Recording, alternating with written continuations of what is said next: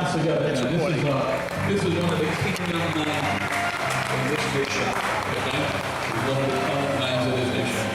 And whenever I'm looking for somebody to challenge me and to push the envelope and to preach some heresy sometimes, Brook is the man.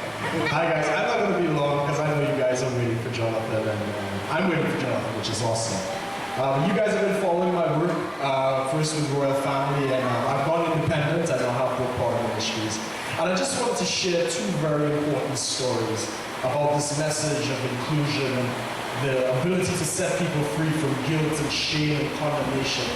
About 2 years ago, we did a conference in Wichita, Kansas. And I met this amazing young man. I'm not going to say his name because he's going to see this video later. But he just had so much love and so much, passion for people, and he was really into healing. But the guy was religious. He was really struggling with a lot of this message. And some of the guys who came and spoke was a guy called Jeff Turner. Some of you might know Jeff Turner.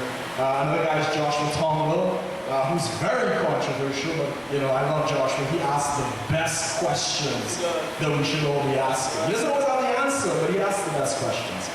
And we did this amazing seminar. Everybody was blessed, and I had the opportunity to go back to the guy who was hosting the event with this young man from Sweden.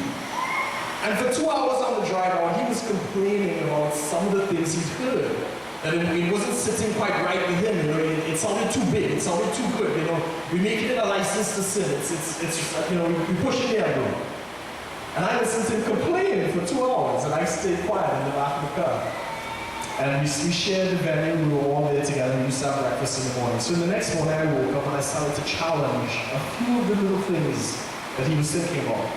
And I gave him 1 Timothy 4:10, where a statement is made by the Apostle Paul saying that we put faith in God, who is the Savior of all men, especially those that believe.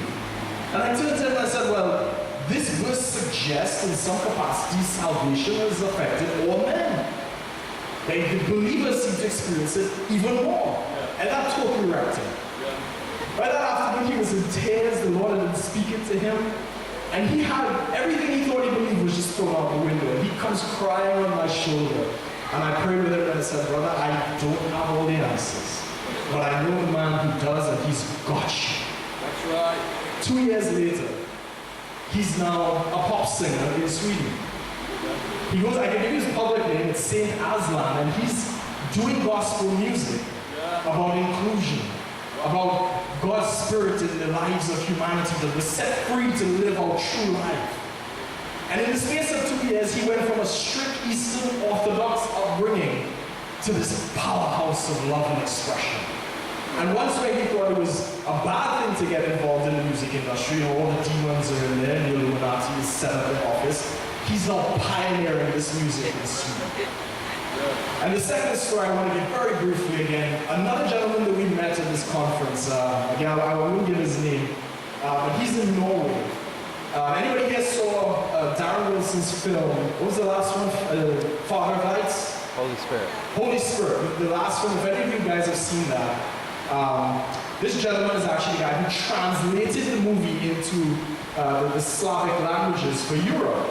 So he was very well connected, and he as well came from this background where he was under so much bondage. And we had the chance to meet him at the same conference 2 years ago. And he was very reserved. There was a lot of personal stuff that happened in his life and everything. And now 2 years on, he's just being wrecked by the love of God. He's been completely set. Actually, he's flying me and the team up to Norway, from his own expense, to preach this message in the villages and the churches that are out there. And then we're going across to Sweden and the UK and all these things. And these are just people like everyone, like all of us. That this message has impacted in such a way.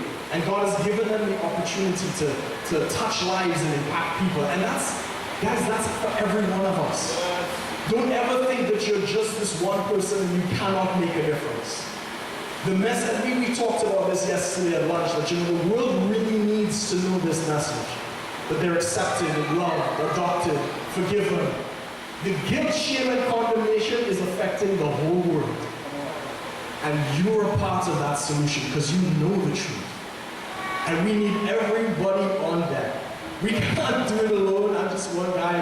I'm trying to do the best. Jonathan's one guy. He started his school and is revolutionizing the world.